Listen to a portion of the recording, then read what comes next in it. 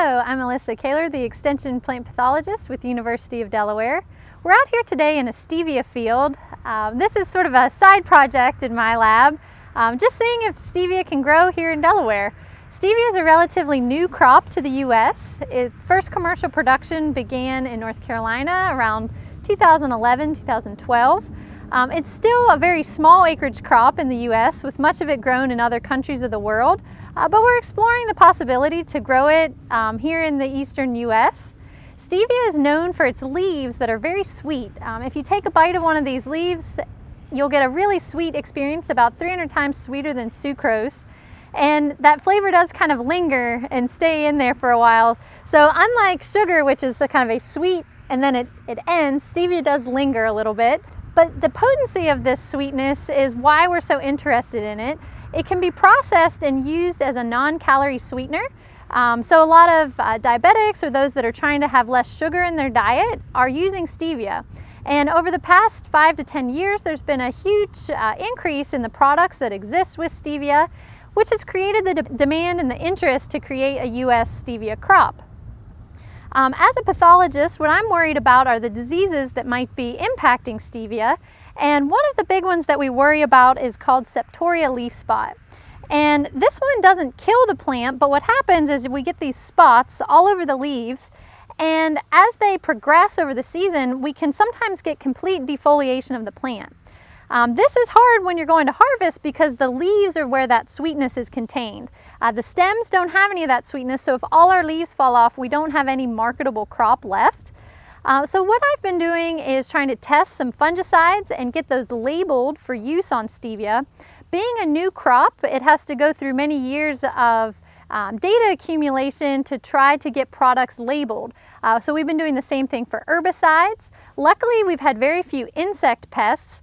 And from the disease side, this Septoria is the one we worry most about because it can defoliate. There's a few other minor pathogens out there, but they can kind of be dealt with and may only impact 1 or 2% of the field, whereas this Septoria can easily be on every leaf in the field without treatment.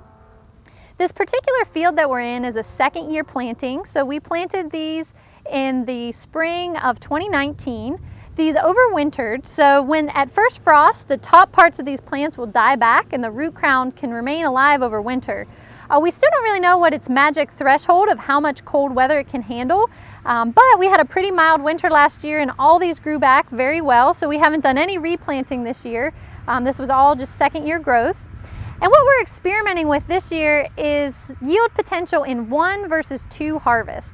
So in front of me here, you'll see some short plants that were harvested about a week ago, and we're comparing how much yield we get out of that harvest interval and another harvest in October versus the back side of the plant here that'll just get harvested once. Again, with this pathogen issue, we're comparing how much disease pressure we get. We're hoping that maybe these 2 harvests are going to open the canopy up, have a little bit more airflow, and maybe less overall disease. This is also layered in a fungicide trial, and we've been working the past couple years through IR4, which is a program that exists to try to help small specialty crops get fungicides, herbicides, insecticides labeled for use here in the U.S.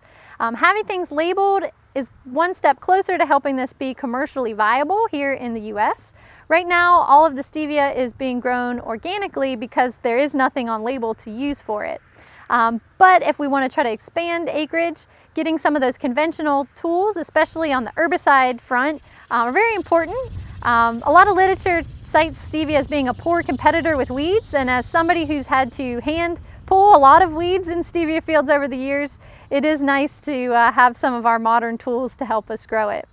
But so far things are looking really well here in our Delaware field. We're very happy with this second-year stand, and we plan on leaving this here to see if it can survive a second winter and possibly even have a 3rd season out of it next year.